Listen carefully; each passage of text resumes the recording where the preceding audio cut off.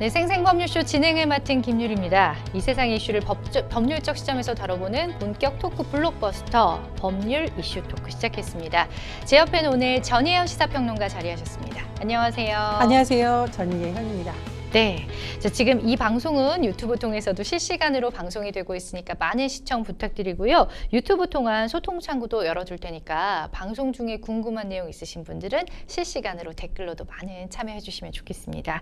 네, 그럼 법률 이슈 토크에서 나눠볼 이야기들 미리 만나볼게요. 후쿠시마 오염수 방류 개시 반발 여전. 국민연금 조기수급자 증가세. 98만 원에 산 영화 300만 원에 팔았다.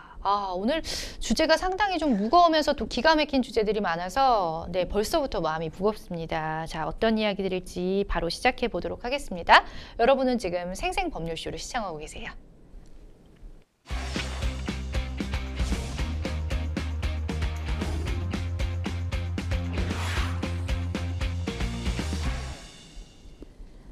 네, 지금 그 오염수 방류가 되고 있는 그런 상황입니다. 24일 오후, 오늘 오후 1시 3분부터 해양 방류를 시작했습니다. 지금 한 이제 2시간 전에 네, 너무 가슴 아픈 소식입니다. 국민으로서. 예. 이거 뭐 도대체 언제 되냐 논란이 많았는데 드디어 오늘 오후부터 방류가 시작이 된 겁니다. 예. 이 후쿠시마 오염수를 좀 설명을 드리면 사실상 이 문제가 발생한 거는 예전에 일본 지진 기억나시죠? 예. 그것이 이제 본격적인 계기가 된 거고 어느 정부 때 결정이 됐냐면 2021년 4월 스가 요시히데 총리 체제 하에서 일본에서는 이거를 오염수 처리를 어떻게 하겠느냐 해양 방류, 즉 바다로 흘려보내는 방식을 크게 이제 어떤 결정은 났다고 봐야겠죠. 다만 네. 국제사회 반발이 너무 심하고 하니까 어떤 방식으로 구체적으로 어떻게 할지 계속 논란이 되다가 그 이후 2년 4개월 만에 드디어 바다로 흘려보내는 시기가 된 겁니다. 그런데 일본이 이제 지금 계획을 보면 약 30년에 걸쳐서 제1원전 방사능 오염수 130만 톤을 바다에 흘려보낼 예정이라고 하는데요. 예. 내년 3월까지는 일단 3만 1,000톤을 방류한다는 예정입니다. 이 오염수를 이제 알프스 다액종 제거 설비를 한번 거치게 되고요. 그렇지만 다액종 제거 설비로 정화를 한다라고 얘기를 해도 방사성 물질 3중 수소는 다 걸러지지 않습니다. 그렇죠. 그래서 다시 바닷물로 희석을 한다. 네. 일정 수준으로 이하로 떨어뜨려서 하는 거기 때문에 문제가 없다라고 일본 정부는 강조하고 있지만 네. 지금 일본의 후쿠시마현 어민들도 여전히 반발하고 있는 것으로 알려지고 있고 네. 국제사회에서 특히 뭐 중국이라던가 홍콩이라던가 또 우리나라는 좀 뭐 상황이 나눠져 있긴 합니다만 말하자면 인근 국가들의 반발은 계속되고 있는 상황입니다. 그렇죠. 인근 국가뿐만 아니라 제일 피해를 보는 건 바로 일본 국민들이 아닐까 싶은데요. 그렇습니다. 어쨌든 30년 정도 조금씩 나눠서 방류할 것이다. 그리고 실제로 방류가 시작이 됐습니다. 자, 일본 전임 총리 내각이 이제 오염수 처분 방식을 해양 방류로 결정한지 말씀하신 것처럼 2년 4개월 만에 이제 방류가 이루어진 건데요. 환경에 또 인체에 심각한 지장이 있을 것이다라는 주장을 하는 사람들과 생각보다 또 피해가 적다라고 생각하는 그런 또 의견이 분분했습니다. 기시다 총리는 바로 이틀 전이죠. 오염수 방류와 관련해서 국제사회의 정확한 이해가 확산하고 있다라고 말했다고 하는데 이게 무슨 말이죠? 자, 일본에서 네. 이 후쿠시마 오염수 방류와 관련된 강요 회의가 지난 22일 열렸고요. 그 회의가 끝난 이후에 기시다 총리가 24일쯤 방류를 하겠다 이렇게 밝힌 과정이 있었습니다. 예. 그런데 기시다 총리가 그때 강조한 걸 보면 일단 과학적 근거라고 주장을 하는데 IAEA 국제원자력기구를 통해서 우리는 다 논의가 됐다라는 식으로 얘기를 하고 있는 거고요. 또 국제사회에서 굉장히 뭐 이해와 지지 표명이 이루어지고 있다는 식으로 얘기를 했고 네. 따라서 국제사회의 정확한 이해가 확실하다라고 주장을 했습니다. 또 일본에서 이제 일부 반발 여론이 있으니까 어민들도 만나겠다라고 주장을 했는데 이건 이제 기시다 총리의 주장인 거고요. 우리나라에서도 전문가들이 와서 토론할 때 보면 입장이 엇갈리는 것이 일단 30년간이면 축적될 가능성이 있잖아요. 그렇죠. 그걸 지금 정확하게 측정해서 과연 안전하다고 말할 수가 있느냐 이런 부분이 논란이 되고 있고요. 또 중요한 것은 IAEA 국제원자력기구라는 것은 기본적으로 원전 중심적 사고를 갖고 있는 것이니까 환경이라던가 식품이라던가 장기간의 피해 누적에 관해서 의문점을 갖고 있는 전문가들과는 초점이 다를 수가 있다. 그렇죠. 이런 점에서 논란이 계속되고 있는 겁니다. 무엇보다도 일본의 원전 사고는 지진과 해일, 쓰나미 때문이라고 해도 오염수를 처리하는 거는 일본 정부가 해야 될 의무인데, 그러니까 자연재해를 일본 정부가 막을 수는 없지만 원전 사고로 인한 오염수 처리는 일본 정부가 해야 될 과제인데 왜 일본이 이런 결정을 함으로써 바다에 인접한 다른 국가와 전 인류의 재산이라고 할 수 있는 바다가 오염되고 있느냐, 또 이런 근본적인 질문을 제기하는 것도 있습니다. 그러니까요. 그 기시다 총리의 본인의 의사와는 상관없이 또 많은 분들에게는 또 다른 의견이 있을 수도 있을 것 같은데 우리 평론가님의 견해는 어떠신지요? 예, 그런데 이건 이제 어떤 정치적으로 우리가 판단할 문제는 아니라고 그럼요. 보고요.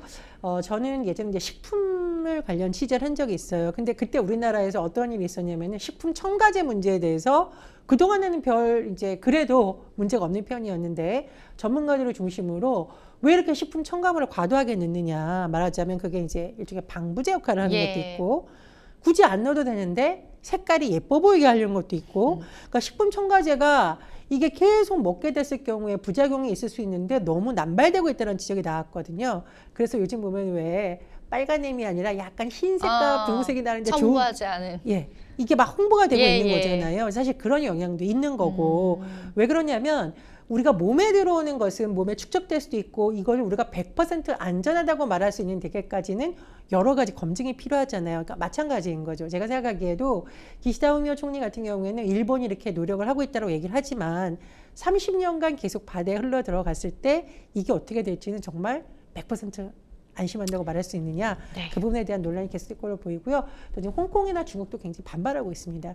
일본 내 어민들도 법적 대응을 하겠다고 했으니까 앞으로의 상황이 또 주목이 됩니다. 그렇죠. 뭐 확실한 거는 기시다 총리도 어떻게 될지 알 수 없는 거예요. 그죠? 네. 자, 방류 시기에 대한 예상은 있었지만 조금 이제 국민들이나 이렇게 세계적인 입장에서는 조금 갑작스럽다는 느낌도 드는 게 사실인데 한미일 정상회담이 있은 지 얼마 되지도 않았잖아요, 사실은.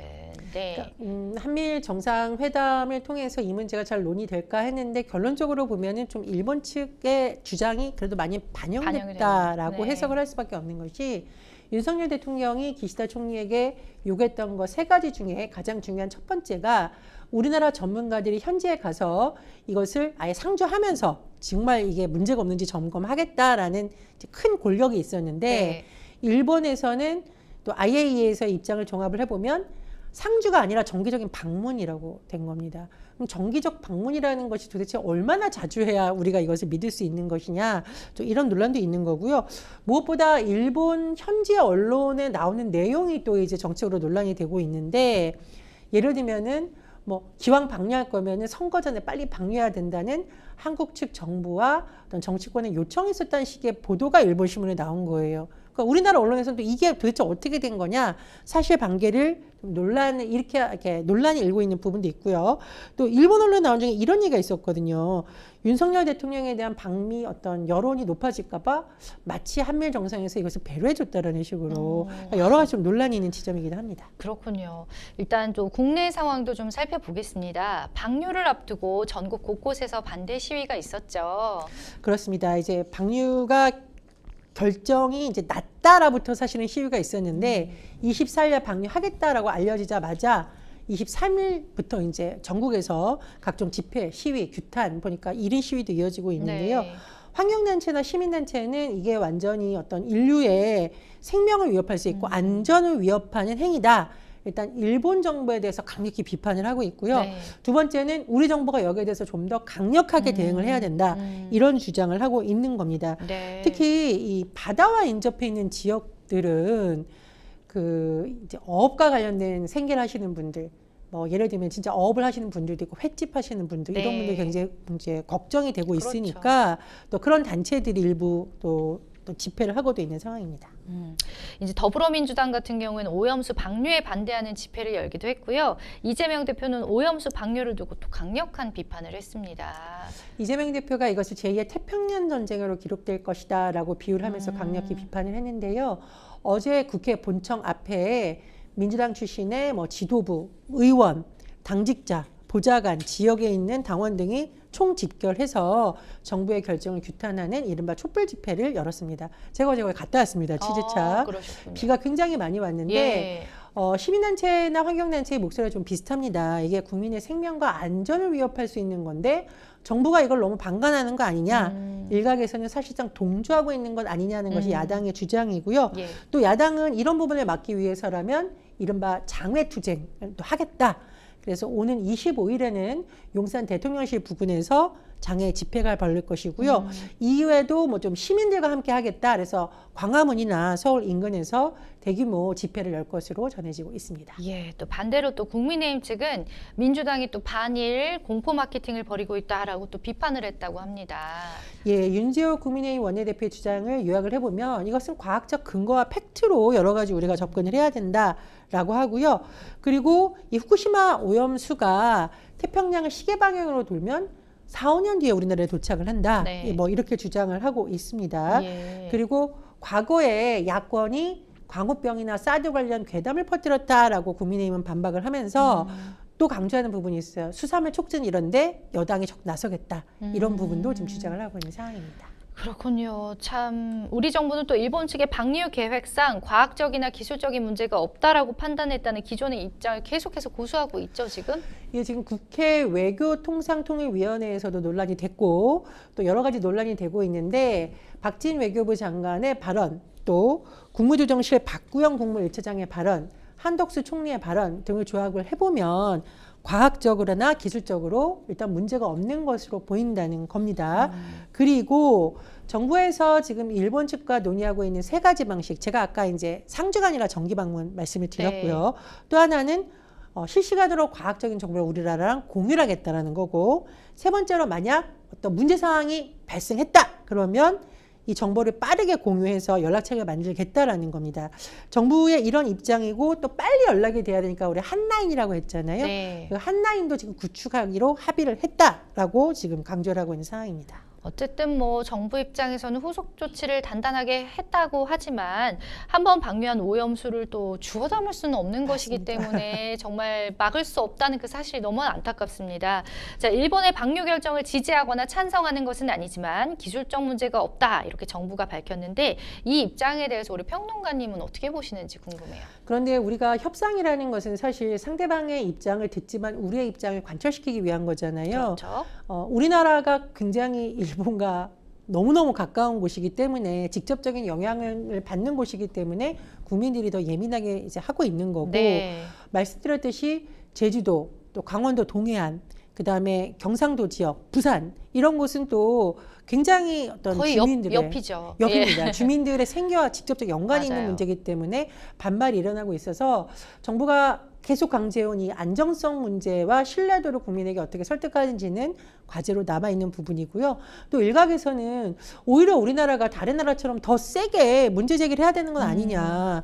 이거는 일본의 잘못으로 인해서 우리나라 국민들이 피해를 입는 그렇죠. 것이니까 네. 앞으로도 정부가 일본에 뭔가 즉각적으로 의견을 국민에게 전해야 된다. 네. 이런 주장도 나오고 있습니다. 어필할 필요는 있어 보인다라는 거죠. 네, 일본 내 여론도 한번 짚어보겠습니다. 기시다 총리는 한미일 정상회담이 끝나고 곧바로 후쿠시마 원전을 시찰하고 어민들과 면담을 가졌는데요.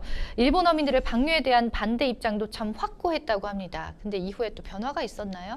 일본은 섬나라죠. 네. 일본 가면은 왜 우리가 이제 관광 가서 보면은 대다수 음식에 구운 생선이 나오거나 그럼요. 또 뭐 관광객들이 가면 많이 먹는 네, 음식이 해산물 유명하죠. 해산물 유명하죠. 네. 또 해산물 관련 수출도 많이 하고 있습니다. 그러니까 일본의 어업인들 입장에서는 너무나 중요한 생계 수단이고 네. 아무리 일본 정부가 이게 안전한다고 한들 다른 나라에서 수입을 금지시키거나 다른 나라의 소비자들이 이거 먹어도 돼 하면 굉장히 타격을 입을 수 있잖아요. 네. 그래서 지금 기시다 총리의 고민도 어업인들의 반응입니다.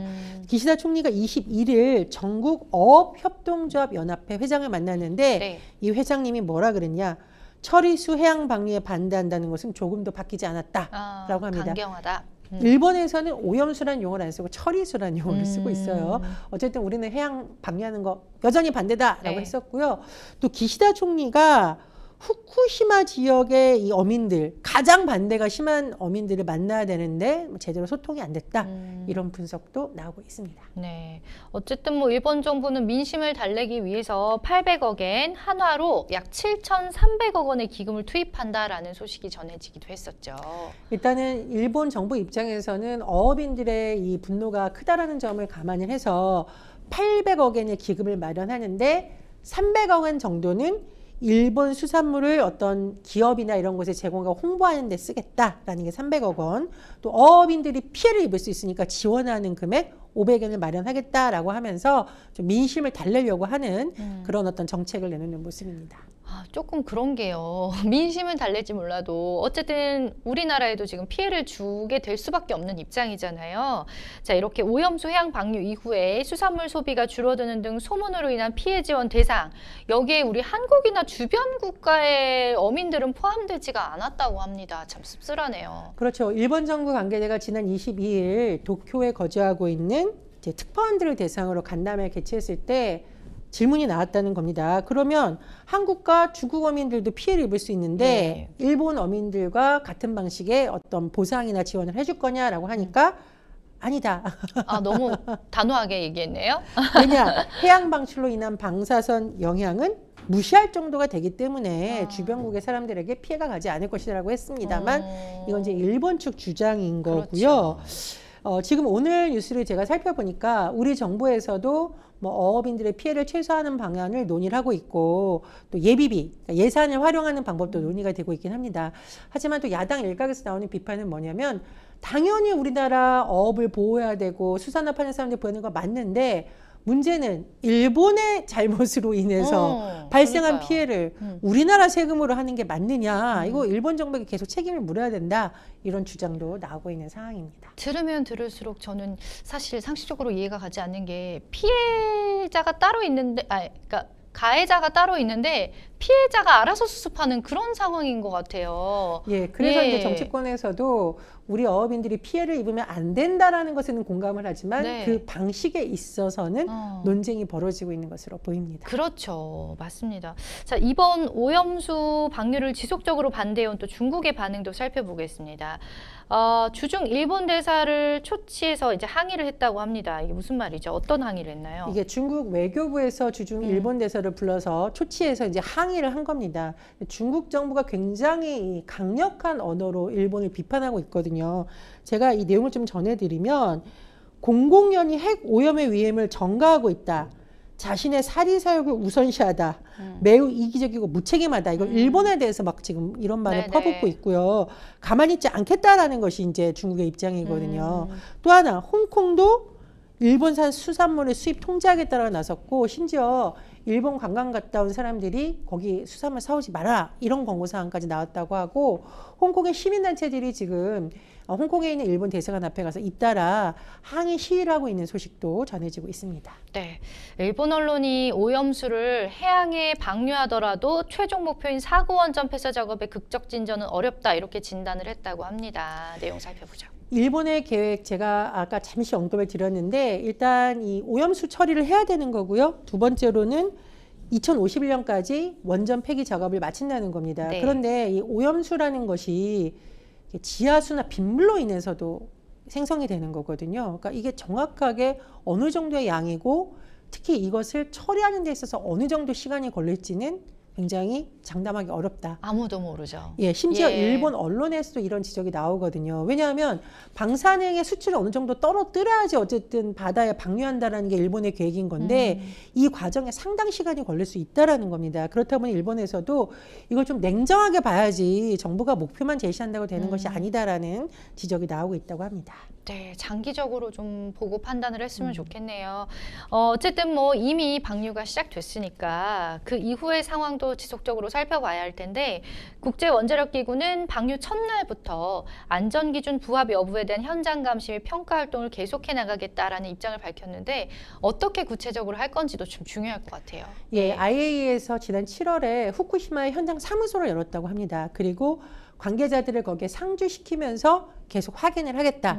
그 정보를 전 세계가 공유할 수 있도록 하겠다라는 겁니다. 네. 그리고 이제 여러 가지 이 IA 같은 경우에는 우리가 과학적으로 이걸 잘 점검하겠다라는 입장이긴 합니다. 다만 이제 IA에 대해서 제가 말씀드렸듯이 시선이 좀 엇갈리는 부분이 있기 때문에 네. 우리가 일방적으로 IAEA가 제공하는 정보를 믿어야 되느냐.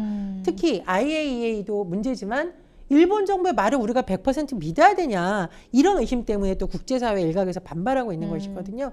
당분간 이 논의가 어떻게 지켜질지는 우리나라 여론도 중요하지만 해외 다른 국가들이 또 이것을 신뢰하느냐, 받아들이느냐도 또 다른 변수가 될 수 있습니다. 그렇습니다. 일단 우리 국내에서는 어민들 그리고 또 수산물 시장 상인들의 시름이 깊어졌습니다. 수산물 판매가 급감할까 봐 아무래도 걱정이 돼서겠죠. 그래서 정부와 또 지자체가 나섰다고 하는데 어떤 방식으로 나선 건가요? 일단 가장 중요한 것은 이제 해양수산부이겠죠. 네. 이 해산물이 안심하다라는 것을 국민에게 신뢰를 줘야 되니까 어쨌든 최대한 점검을 하겠다. 여러 가지 방사능 관련 검사나 이런 것을 강화하겠다라는 거고요. 자, 또 하나 부처가 있습니다. 중소벤처기업부인데 중소벤처기업부 같은 경우에는 직접 이걸 이제 검사하는 곳이 아니라 판매 촉진 이런 것을 하는 곳이거든요. 네. 해양 수산물을 가공하거나 뭐 예를 들면 우리가 이제 홈쇼핑 같은 업체들이 나서 판매를 많이 하잖아요. 그래서 보면은 뭐 수산물 할인 대전 이런 걸 해서 소비를 촉진시켜주는 방법을 하겠다라는 거고요. 지금 전남이라던가 뭐 강원도라던가 서울시라던가 보면은 어쨌든 좀 검사를 철저하게 해서 국민들이 이거 제대로 방사능 안 나오는 거 맞아라는 걱정을 좀 덜어주겠다는 겁니다. 네. 다만 언론에 보도된 바를 보면 그럼에도 불구하고 뭐 횟집하는 곳이나 이런 곳들은 아니, 사 먹는 사람들이 싫다고 하는데 어떻게 하느냐, 좀 이 공포감을 줄일 수 있는 방안이 필요하다, 이런 지적도 나오고 있습니다. 그렇습니다. 어쨌든 뭐 방류는 시작됐지만 일본 내 여론은 물론이고 한국을 포함한 주변국들의 우려와 반발이 이어지면서 진통이 상당할 것으로 예상이 됩니다. 오염수 방류로 인한 파장과 또 그에 대처하는 우리 앞으로 어떤 자세를 가져야 할지 좀 들어보겠습니다. 예, 사실 우리가 너무 이제 비과학적인 어떤 정보를 신뢰해서 너무 겁을 먹을 필요는 없겠죠. 네. 다만 이 후쿠시마 오염수 같은 경우에는 워낙 특수한 문제이기 때문에 국민들 스스로 알아서 믿어라 이렇다기보다는 정부에서 정말 국민들이 안심할 수 있게 역할을 해줘야 되거든요. 네. 그래서 앞으로의 그 역할이 더욱 중요할 것으로 보이고요. 또 올해 10월 이제 국회 국정감사가 있습니다. 예. 그때 아마 국회에서 많은 의원들이 정부에게 이런 질의를 할 때 무조건 믿어라 하는 것보다는 네. 정말 국민들이 이 정도면 믿을 수 있나라는 준비를 정부가 철저하게 해야 되고요. 만에 하나라도 또 문제가 생긴다면 정부에서 강조하듯이 즉각 일본에 항의를 해야 되고 그렇죠. 또 일본 정부가 제공하는 정보를 무조건 믿는 것보다는 국제적으로 좀 이것을 좀 감시하고 하는 체계에 대해서도 보다 근본적인 고민이 필요하다고 봅니다. 맞습니다. 이거는 참 얘기 나누면서 드는 생각이 정치적인 문제가 전혀 아니에요. 그렇죠. 국제적인 또 문제일 수도 있고요. 일단 신뢰할 수 있는 데이터와 또 지속적인 모니터링이 필요하지 않나라는 생각을 해봅니다. 자, 첫 번째 이슈 토크 만나봤고요. 여러분은 지금 생생법률쇼를 함께하고 계십니다.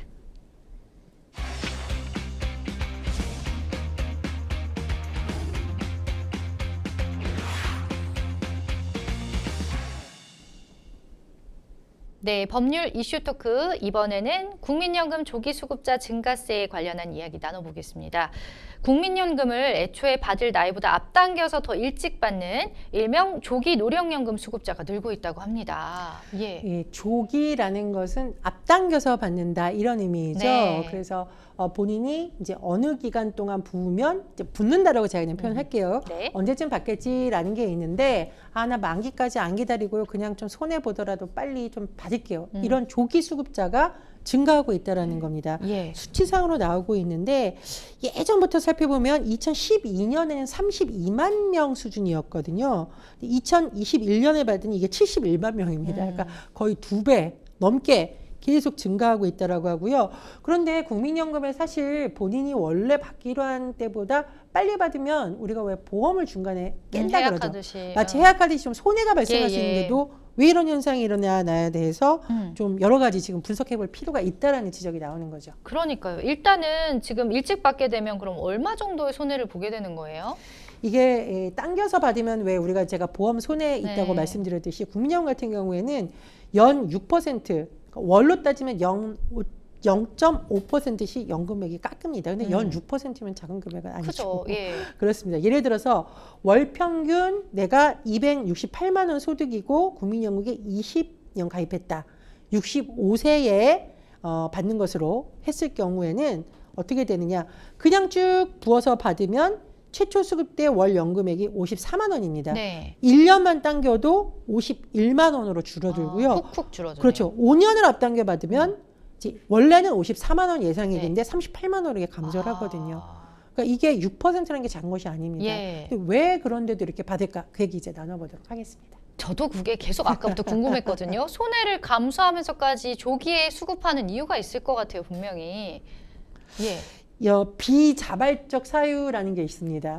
내가 하고 싶어서 하는 게 아니라 어쩔 수 없이, 여기서 보통 어쩔 수 없이라는 건 당장 생계비, 생활비 써야 되거든요. 네네. 라는 겁니다. 이제 비자발적으로 이렇게 할 수밖에 없는 요인이 가장 큰 것으로 분석이 돼 있고요. 네. 또 있습니다. 네. 요즘 야 이거 국민연금 열심히 부었는데 나중에 못 받는 거 아니야? 그런 불안감 커요, MZ세대 사이에서. 예. 그리고 아니 내가 빨리 죽을 수도 있는데 그냥 빨리 받는 거 아니야? 이게 제가 표현이 좀 거치겠지만 어떻게 될지 모르니까 그렇죠. 미래가. 이런 이제 불신감. 그 다음에 본인의 이제 제가 말씀드렸지, 아니 내 건강이 어떻게 될지도 모르는데 그냥 네. 내가 빨리 받아가지고 빨리 쓰고 싶다. 이런 부분도 영향을 미친다고 합니다. 그렇죠. 요즘 세태와도 맞물리는 것 같아요. 한 치 앞도 알 수 없으니까 미리 또 당겨서 받는 분들이 또 계시는 것 같은데, 자, 국민연금의 경우에는 기금 소진 시기가 빨라질 것으로 우려가 되면서 개혁에 대한 필요성이 꾸준히 제기가 되었었죠.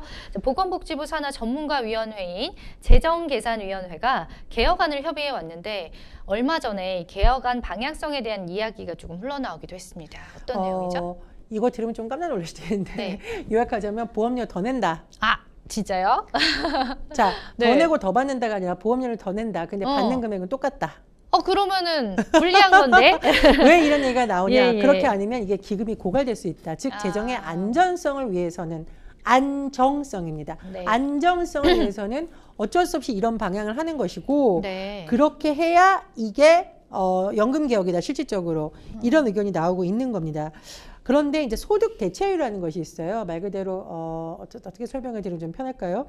소득 대체율은 이제 우리가 퍼센테이지를 나눠서 높을수록 보장성이 크다라고 생각을 하시면 됩니다. 네. 그런데 일각에서는 아니 보험료만 놀리고 그러면 소득 대체율은 안 높여주면 이게 말이 안 되잖아요. 이제 여러 가지 지금 논의 끝에 잘 되정이가 않고 있다라는 건데요. 특히 시민사회단체에서는 아니 소득 대체 효과도 별로 없는 거 돈만 많이 내려가면 누가 내느냐. 네. 그리고 사실은 우리가 나이가 들수록 빈곤에 노출될 가능성이 커지잖아요. 네. 가난하고 어려워질 가능성이 커지는데 그렇죠. 맞지 않는다. 다른 방법을 찾아야 된다. 이런 반론도 나왔다고 합니다. 그래서 또 이 전문가위원회 내부에서도 갈등이 일고 있는 건가요? 그렇습니다. 이게 보고서가 작성이 되려면 내부에서 좀 어느 정도 합의안이 나와야 되는데 한쪽은 재정 안전성은 정말 확보를 해야 된다라는 거고 또 한쪽은 아니다. 소득 보장률에 초점을 맞춰야 된다. 그런 것 없이 또 이게 국민적 동의를 얻을 수 있겠느냐라는 건데 근데 이 부분은 참 어려운 과제인 것 같아요. 맞아요. 왜냐하면 이게 노령화도 맞물려 있는 부분도 있고 당장 지금 국민들의 삶이 어려운데 이 보험료를 더 내려고 하면 이게 좀 가능한가라는 네. 부분도 있잖아요. 네, 네. 근데 연금의 목적을 한번 우리가 살펴보면 당장 지금 국민들한테 조금 부담을 주더라도 약간 노후 보장성 성격이 있는 거잖아요. 이런 부분 때문에 쉽게 합의가 되지 않는 것으로 보입니다. 그러니까요. 저도 이렇게 들으면서 어느 쪽의 편에 서야 되나 골치가 아플 지경인데 그렇습니다. 어쨌든 뭐 재정성 안전과 보정성 강화 둘 다 중요한 부분인 것 같은데 조금이라도 어느 부분에 더 중점을 둬야 된다고 보시는지요? 예. 저는 근데 이 부분은 논의가 필요하지 어느 한쪽을 보기가 조금 어렵습니다. 왜냐하면 이제 맞아요. 소득 대체율은 당연히 필요한데 예. 제가 말씀드렸듯이 노령화로 인해서 여러 가지 연금 문제가 맞물려 있어요. 그렇죠. 저희도 나이가 들 것이고. 그렇습니다.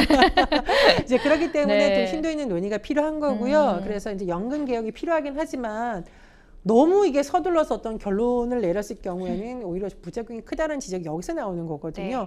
다만 이게 어떤 정치적인 뭐 견해의 차이가 너무 커서 또 유야무야 밀어서 될 부분은 아니기 때문에 연구개혁인 차원에서 좀 건전한 논의가 있어야 됐고 네. 이 위원회를 중심으로 나중에 보건복지부에서 또 보고서를 만들어 국회로 가게 됩니다. 이게 네. 한 번에 되는 작업은 아니고요. 여러 단계의 좀 작업을 거쳐야 되겠는데 이런 부분에 있는 전문성 있는 분들이 좀 많이 투입이 돼서 해외 사례도 보고 또 우리나라 현실에 맞는 안이 나왔으면 합니다. 네, 아무튼 쉽지는 않을 것 아, 같습니다. 정답을 내기가 정말 어려운 문제입니다. 예, 국민연금 관련 뉴스에 또 단골로 등장하는 반응들이 있죠. 열심히 일하면서 꼬박꼬박 연금 낸 사람만 호구되는 세상. 아유, 이게 참 안타까운 현실인데 또 있어요. 지금까지 낸 돈 이자는 안 받을 테니 제발 원금이라도 돌려주세요. 국민연금은 안 낼수록 유리합니다. 어떻게 또 이런 표현들이 이렇게 성행을 하는 건지. 어쨌든 뭐 국민연금에 대한 우려는 긴 시간 이어졌었는데요.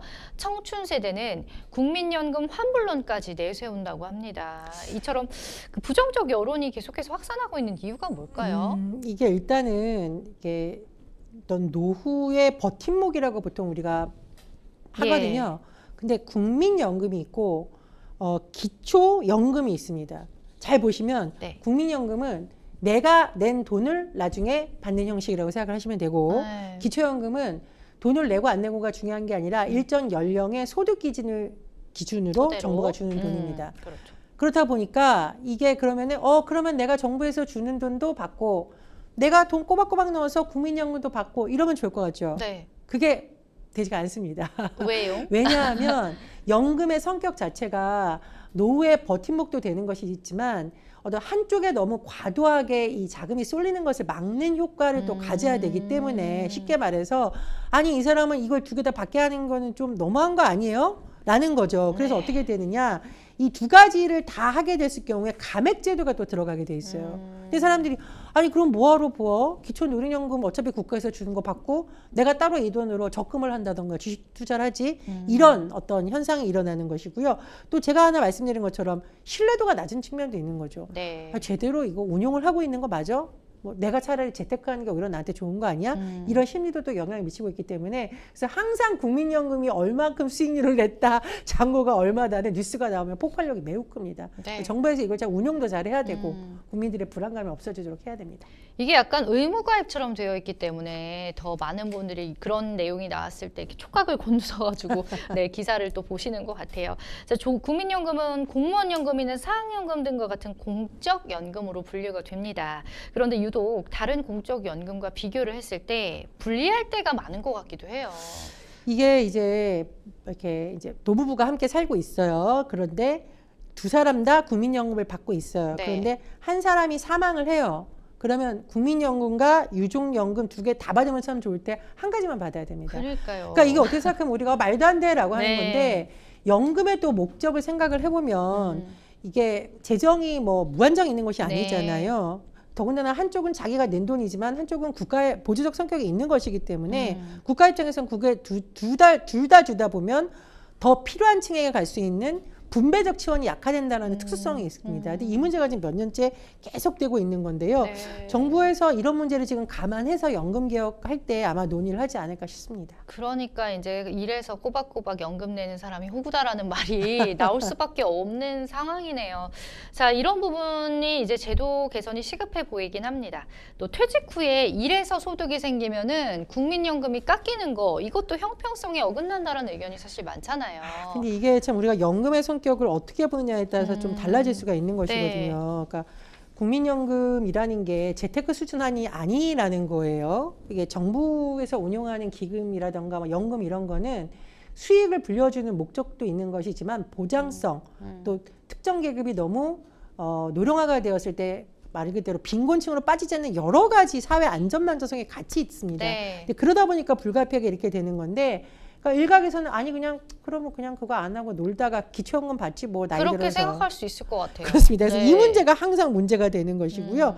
또 제가 말씀드렸듯이 개혁이 도대체 어떤 면이 개혁이냐. 소득 대체율을 높여주는 것이 개혁이냐. 아니다. 그동안 이거 고갈될 수 있다는 우려에도 불구하고 더 걷는다 그러면은 표 떨어질까봐 정치인들이 반기했기 때문에 지금이라도 더 받아야 된다. 이런 의견이 또 개혁이라는 의견도 있거든요. 그래서 이런 부분에 대한 논의가 좀 잘 이루어져야겠습니다. 뭔가 명확한 제시가 필요할 것 같습니다. 그렇습니다. 네. 소득과 연계해서 또 국민연금을 제한한다는 것에 대해서는 불만의 목소리가 아무래도 많죠. 자, 평론가님의 입장 살짝 들어볼까요? 일단 현 정부에서 주장하는 3대 개혁이 있습니다. 교육, 네. 노동, 네. 연금입니다. 근데 연금 개혁의 경우에는 지난 대선에 대다수 후보가 필요하다고는 생각을 하고 있어요. 네. 그런데 개혁의 방향이 무엇인지는 다를 수가 있다라는 그렇죠. 겁니다. 건드리기가 쉽지 않을 것 제가 같네요. 말씀을 네. 드렸죠. 이게 노령화 문제도 있고 여러 가지 뭐 좀 제대로 운영을 못한다는 문제가 있기 때문에 손을 보긴 봐야 되는데 손을 보는 방향성에 대해서는 생각이 다를 수가 있습니다. 그렇죠. 그래서 이게 쉽게 결론을 내기 어려운 것이고요. 아마 국회에서도 이 문제에 대한 논의가 시작이 되면 좀 치열한 논쟁이 벌어질 것으로 보입니다. 그렇죠. 원래 방향성이 다른 그런 안을 가지고 있으면은 굉장히 시간이 오래 걸리잖아요. 이걸 고치기가 쉽지 않잖아요. 예전에 이제 우리가 복지 네. 논쟁도 보면 아니다. 가난한 사람들에게 더 많은 혜택을 주는 게 복지 아니냐라고 하지만 그것이야말로 복지가 아니다. 세금 냈으면 똑같이 예를 들면 돈이 많은 노인이건 적은 노인이건 만약 노인에게 주는 혜택은 다 똑같이 해야 되는 게 이제 보편적 복지잖아요. 네. 그렇듯이 연금의 개혁을 어떤 측면에 초점을 맞추느냐에 따라서 무엇이 개혁인지에 대한 논의 방향이 달라질 수가 있습니다. 어쨌든 뭐 미래 세대 연금 부담을 낮추기 위해서 국가 재정의 투입을 고민해야 된다 이런 얘기도 있다고 하는데 무슨 내용일까요? 쉽게 말하면 이제 한쪽에서는 보험료 인상, 돈을 더 내는 방향, 네. 한쪽에서는 뭐 소득 대체율 방향 이렇게 되고 있는데 그런 방식으로 하면 결론이 안 난다. 영원히 부딪힌다기 때문에 국민연금이나 기금 이외에 일정 부분 적립금 형태로 정부 재정에 투입이 돼야 된다. 그래야 이것이 안정성이 만들어진다라는 주장도 제기되고 있다는 내용인데 네. 이것도 제가 보기엔 근데 전문가 그룹에서 좀 의견이 나눌 수 있는 부분입니다. 네. 그렇죠. 자, 기초연금까지 얹어도 사실 우리나라의 노인 빈곤율은 OECD 국가 가운데 1위라고 합니다. 자, 게다가 또 고령화가 초고속으로 진행되고 있는 나라기도 하기 때문에 그만큼 국민연금이 참 중요한 화두로 떠오르고 있습니다. 앞으로 개혁 방향성이 어떻게 가야 된다고 보시나요? 이것도 참 쉽지 않거든요, 의견이. 연금이 예. 굉장히 좋은 제도이긴 합니다. 그리고 우리나라가 굉장히 자랑할 만한 복지 제도가 많고 있는데 제가 보기에는 연금과 더불어서 노령화로 발생할 수 있는 여러 가지 문제를 같이 고민을 해야 됩니다. 네네. 예를 들면 국민연금이라든가 여러 가지 다 해서 어떤 노인 가구가 부부라고 칩시다. 한 300만 원 정도 현금이 들어온다고 쳐요. 네. 근데 병원비가 300만 원 나간다. 이러면 어떨까요? 그래서 사실은 이 노령화 문제는 의료의 문제, 네, 주거의 결국은 문제, 그렇죠. 돌봄의 문제와 맞물려 있기 때문에 그런 부분에 대한 좀 폭넓은 논의가 같이 됐으면 하고요. 특히 저는 이제 돌봄의 문제 항상 강조를 합니다. 노인이 될수록 질병으로 인한 거, 거동이 불편해지는 문제 굉장히 많거든요. 네. 지자체 차원에서 이런 거 굉장히 많이 개발하고 있거든요. 그래서 국가 차원에서 이런 게 좀 같이 맞물려서 됐으면 좋겠다는 생각이 들고요. 네. 또 하나 이 노인의 연령을 몇 세로 하느냐도 지금 좀 논쟁거리예요. 네. 그런데 이게 왜 쉽게 되지 않느냐면은 옛날보다 수명이 길어졌으니까 노인 기준 나이를 더 높여야 된다. 즉 더 나이가 많은 쪽으로 바꿔야 된다라고 하는데 반대쪽에서는 가뜩이나 우리나라 노인 빈곤율 높은데 제도는 안 마련해주고 나이 많은 사람 중심으로 자꾸 혜택. 그러니까 지금보다 더 나이가 많아야 혜택 주겠다는 건 노인 빈곤을 더 악화시킨다는 의견도 있거든요. 그럴 수 있죠. 예, 그래서 이건 저는 제가 보기에 지금 우리나라 고령화가 어떤 속도로 진행되고 있는지 복지 제도는 어느 정도로 지금 갖춰져 있는지 같이 맞물려서 본다면 네. 국민들도 좀 이해를 하지 않을까 싶습니다. 그렇죠. 이게 또 한 치 앞만 볼 수도 없는 문제인 것 같습니다. 어쨌든 계속해서 진행 중인 상황이고 논쟁거리가 한두 가지가 아니기 때문에 좀 시간은 걸리겠지만 반드시 좀 해결해야 되는 부분이 바로 이 부분이 아닌가라는. 제가 사실은 네. 이 아이템 다룰 때 네네. 와, 이 얘기를 우리가 한 달 내내 해도 결론 내기 쉽지 없어요. 않은 문제다. 그럼요. 그래서 전문가들과 국회 예. 역할이 중요한 것으로 보입니다. 맞습니다. 자, 이렇게 해서 또 두 번째 이슈 만나봤습니다. 여러분은 지금 생생법률쇼를 시청하고 계십니다.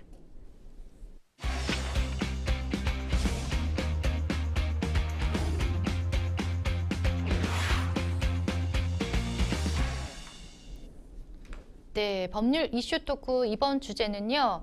98만 원에 산 영화 300만 원에 팔았다입니다. 이건 지금 제 눈을 의심한 타이틀인데요. 영화라면은 이게 아이를 얘기하는 거잖아요. 그죠? 장난감도 아니고 이거를 사고 팔았다. 신생아를 98만 원에 사들인 뒤에요. 2시간 만에 300만 원에 다시 판매한 20대 여성이 재판에 넘겨졌다고 하는데 이게 지금 현실적으로 우리나라에 일어난 일이라는 게 맞나요? 이 사고 판다는 용어가 굉장히 좀 거칠긴 한데 예. 법적으로도 아동매매 혐의로 20대 여성이 기소가 됐습니다. 근데 음. 이게 왜 그러냐면은 이 20대 여성이 말하자면은 예비 엄마한테 접근을 해가지고 네. 내가 이 아이 키울 것처럼 해서 데리고 예. 옵니다. 그래서 그 아이를 그냥 데려오지 않고 내가 대신 이제 병원비를 대신 내주겠다. 98만 원. 어쨌든 돈을 금전적인 대가를 준 거죠. 예. 아이를 데려왔어요. 그래가지고 아이를 원하는 다른 사람한테 만나서 카페에서 300만 원에 넘겼다는 겁니다. 네. 그런데 이게 왜 더 기가 막히는 거냐? 이 아이를 데려간 사람이 이 아이를 어떻게 서류상 말 그대로 정리를 하려고 하니까 쉽지가 않은 거예요. 그럼요. 출생증명원이나 이런 게 있어야 되는 건데 예. 지금 정상적인 과정에 걸칠 게 아니잖아요. 그럼요. 자기가 서류상으로 안 될 것 같으니까 이 아이를 베이비박스에다가 갖다 유기를. 놨다. 그렇습니다. 그래서 결국은 이 아이가 다른 곳으로 입양이 됐다라고는 하는데 너무 기가 막힌 거죠. 네. 이게 사람을 이렇게 했다라는 게. 그리고 이 아이는 도대체 무슨 죄가 있으며 그래서 이 사건이 여러 가지 좀 논란이 되고 있는데 이 사건이 일어난 건 2019년이었고요. 오. 뒤늦게 발각이 돼서 이번에 기소가 된 겁니다. 그러면 이제 4년 전에 발생한 일인데 왜 이제서야 이게 드러나게 된 거예요? 이게 최근에 왜 유령아기라고 해서 분명히 태어났는데 출생신고가 안 되거나 아이가 막 10살인데 학교도 안 간 채로 예. 그러니까 분명히 태어났지만 서류상으로 존재하지 않는 아이를 우리가 유령아동, 유령아기라는 표현이 있거든요. 최근에 이게 굉장히 논란이 됐습니다. 왜냐하면 이런 아기들이 왜 너무 좀 범죄에 많이 그렇죠. 네. 범죄에 악용돼서 목숨을 잃거나 맞아요. 어디로 갔는지 찾을 수 없는 상황. 그래서 지자체에서 계속 하다 보니까 뭔가 이상한 거예요. 예. 분명히 아이는 태어났다는 기록이 있는데 어디에 어떻게 했는지 확인이 안 돼라고 네. 추적하는 과정에서 뒤늦게 발견됐다고 합니다. 그렇군요. 자, 아이도 지금은 뭐 제법 컸겠어요. 4년이 지났으니까 2019년생이면 이제 만 4세 안팎일 텐데 입양이 지금 됐다고 아까 베이비박스에 유기를 하고 지금 근황이 궁금합니다. 잘 지내고 있는지요? 예, 그렇습니다. 어쨌든 뭐 친엄마도 안 돌봤고 가짜 엄마도 안 돌봤고 입양하기로 한 사람도 안 돌봤고 결국은 베이비박스에 놓여진 건데 네네. 뭐 취재진이 자세히 밝히진 않았지만 그래도 베이비박스를 통해서 보호기관에서 보호를 받아서 양부모에게 입양이 된 상황이라고 전해지고 있습니다. 어쨌든 지금 부모를 찾은 상황이긴 하네요. 그렇습니다. 정말 다행입니다. 그런데 지금 너무 기가 막힌 게 아이를 98만 원에 사서 300만 원에 되팔기까지 걸린 시간이 2시간도 채 되지 않았다고 해요. 이게 어떻게 가능한 건지. 근데 이런 비슷한 사건이 과거에도 있었던 사실 기억이 어렴풋이 나거든요. 대구에서 과거에 영아를 무려 4명이나 매수한 일당이 걸렸습니다. 예. 일당 여러 명이 걸렸는데 굉장히 조직적이었다는 거죠. 더군다나 이 방법이 경악스러운 것은 이게 아마 영화에서도 소재로 나왔을 겁니다. 젊은 여성들한테 접근해가지고 네. 그러니까 아이를 가진 여성에게 접근한 게 아니라 젊은 여성들한테 그냥 접근을 합니다. 네. 그렇게 해서 정자를 주입하는 방식으로 임신을 시켜서 출산을 하면 네. 그 아이를 원하는 누군가에게 돈을 받고 넘겨주는 매매죠. 네. 이렇게 한 게 적발이 됐는데요. 대리모도 아니고. 그렇습니다. 희한하네요. 이게 이제 네. 불임 부부들이 아이를 갖고 싶다라고 하니까 접근을 해가지고 이런 식으로 아주 조직적으로 움직인 것으로 추정이 된다라고 하는데 네. 참 아동이 매매되고 있다는 게 무슨 공상과학 영화도 아니고 현재에서 이렇게 되는 게 참 서글프고 안타까운 소식이기도 합니다. 그러니까 뭐 너무 비현실적인 일인 것 같아서 이 사람을 돈으로 사고 파는 일이요. 자, 우리나라 법을 한번 살펴보겠습니다. 아동 매매 같은 경우는 10년 이하 유기징역에 처하도록 되어 있어요. 하지만 대법원 양형 기준에서는 1년에서 3년 정도를 권고하고 있습니다.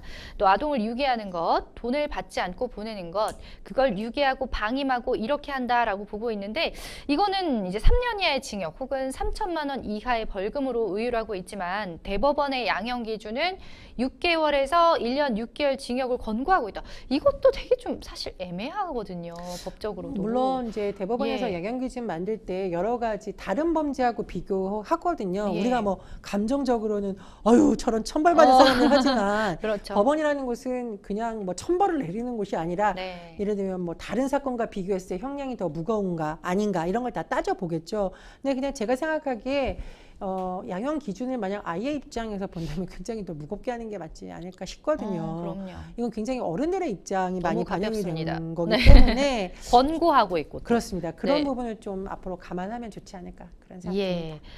또 일반적인 사람은 사실은 이제 아이를 키우고 불임이더라도 아이를 키우고 싶다라면은 적법한 입양 절차를 거치게 되잖아요. 거치게 되는데 또 입양도 기준이 있기 때문에 이제 교육을 받고서 아이를 가정으로 들이게 되는데 이렇게 불법적으로 아이를 사는 것은 조금 미심적인 부분이 많지 않을까 싶거든요. 좀 이상하잖아요, 사실. 그렇죠. 네. 근데 이게 이제 드라마 모범택시라는 드라마에서도 이 부분이 소재가 나왔는데 네.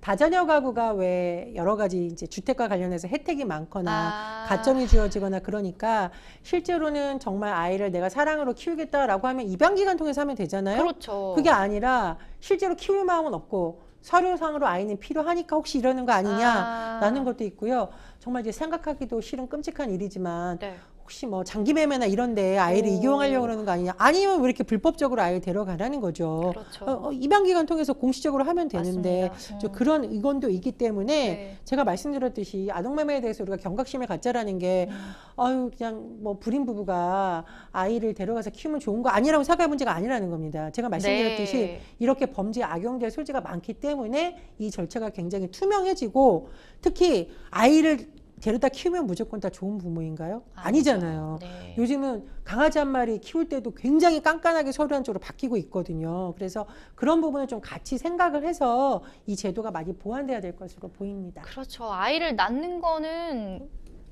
일도 아니에요. 진짜 좋은 부모가 되는 게 정말 어렵다는 생각을 너무 많이 그렇습니다. 하게 되기 때문에 자, 또 이러한 아동 매매가 가능한 배경에는 온라인 커뮤니티 등이 꽤 많은 역할을 한다고요.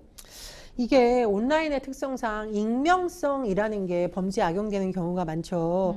그리고 오프라인에서 처음부터 계속 만나다 보면 얼굴이 노출되기도 하고 신상이 노출되기도 하고 CCTV에 찍히기도 하고 하다 네. 보니까 인터넷 온라인을 통해서 온갖 논의를 다 하고 정작 그 장소에는 다른 사람 아르바이트생을 써서 가고 돈만 받는다던가 이런 문제가 발생을 하고 있다는 겁니다. 근데 사실 이게 마약 범죄도 같은 문제가 발생하고 있기 때문에 여러 가지 좀 제도적으로 뭐 검경해서 이런 부분은 좀 단속을 한다던가 조직적인 부분에 대해서는 끝까지 추적해서 정말 그 뒤에 누가 있는지 밝혀내는 노력이 있어야겠습니다. 네, 한동안 또 우리 사회 영아 유기가 문제가 됐었고 이런 문제 때문에 또 4년 전 사건이 또 화두에 떠오른 게 아닌가 싶습니다. 일단 영아 유기와 매매를 막기 위해서 국회에서 출생통보제가 통과가 됐는데요.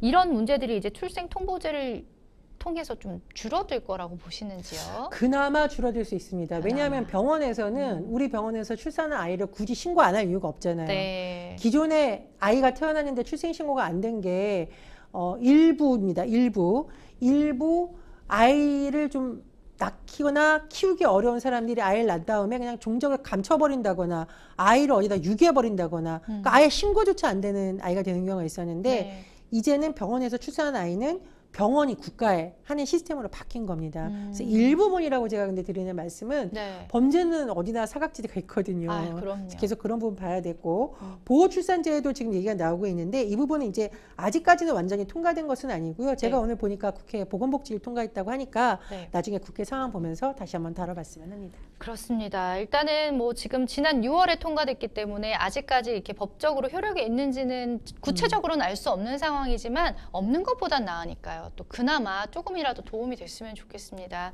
자, 이렇게 오늘 또 3가지 이슈에 대해서 만나봤고요. 생명을 사고 파는 행위에 대해서 처벌 기준이 좀 강화가 돼서 이러한 끔찍하고 참담한 일이 더 이상 좀 안 일어났으면 좋겠습니다. 그렇습니다. 예. 우리가 이제 저출생 문제를 얘기를 하면서 조금 더 출산에 있어서 어떤 것들이 중요한지에 대해서 많이 얘기가 되고 있습니다. 그런데 일각에서 그런 얘기 나오죠. 아니 이미 세상에 태어나고 있는 아이들도 우리가 잘 못 지키고 있다. 근데 네. 그 부분은 사실 너무 간과되는 것이 아닌가라고 생각이 들고요. 또 우리가 이제 입양에 대한 부분 한번 다룬 적이 있었죠. 그렇죠. 예전에는 너무너무 살기 어려운 집에 날 키워준 것만으로도 고맙다 이런 드라마 많이 있었습니다. 그런데 제가 말씀드렸듯이 그거는 그 부모님의 성품이 정말 너무 좋았을 때 예. 내가 가난하고 아이가 학교에 못 가더라도 사랑과 관심이 좋다라는 이제 예전에 좀 되게 투영이 된 거고요. 지금은 사실 아이들이 교육을 받을 권리, 안전한 환경에서 자랄 권리가 있거든요. 그 권리를 지켜줄 수 있는 환경은 국가가 만들어야 되고 어른들이 만드는 것이기 때문에 이 입양 가정도 조금 더 국가가 관리하는 공적 시스템으로 강화되어야 되고 특히 아무런 아기가 죄도 없는데 아예 출생신고도 못 돼서 영아되고 네. 유기되고 이런 문제 지금 국회에서 제도적 보완 논의를 하고 있는데 네. 그 부분이 좀 빨리 개선이 됐으면 하는 바람입니다. 그렇습니다. 아유, 참 이렇게 오늘도 여러 가지 무거운 주제에 대해서 얘기를 나누면서 생각이 참 많이 드네요. 자, 생생법률쇼 어느새 마칠 시간입니다. 오늘 함께해 주신 전희연 시사평론가 고맙습니다. 감사합니다. 네, 방송이 끝나더라도 상담 접수는 계속됩니다. 변호사님들께 무료 상담 받고 싶다, 혹은 또 법률적으로 조언을 얻고 싶다 하시는 분들은요, 혼자 고민하지 마시고 저희와 함께 보시면 좋겠습니다. 02-557-8295번 전화 열어놓고 있겠고요. 또 저희 법률방송 홈페이지 혹은 이메일을 통해서 여러분 상담 접수 받고 있으니까 혼자 고민하지 마시고 저희와 함께 해주시면 좋겠습니다. 네, 생생법률쇼 오늘 준비한 내용은 여기까지입니다. 시청해주신 여러분 고맙습니다. 편안한 오후 보내세요.